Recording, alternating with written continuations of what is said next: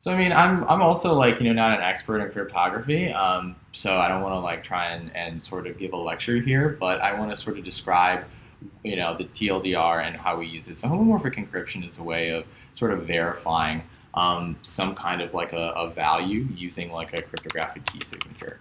And basically what we do is we use an entire graph or like a network of those.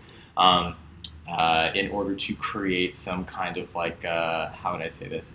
To basically create a web of concurrent processes that allow us to get a full scope or view of what's happening within a system.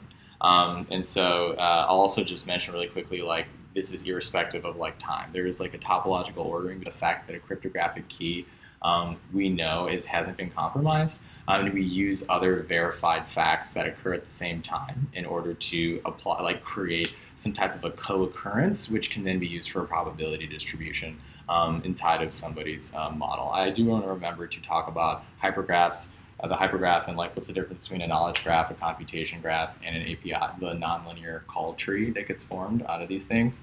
And sort of how like a neural network and data storage and things sort of tie into that.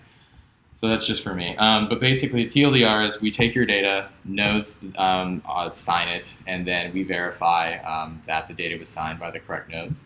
And then by taking all of the signatures and all the data itself, we can replay a graph of what happened, and then either figure out if something was kind of fishy, or even reconnect this data or parse this data such that we can answer a question or query.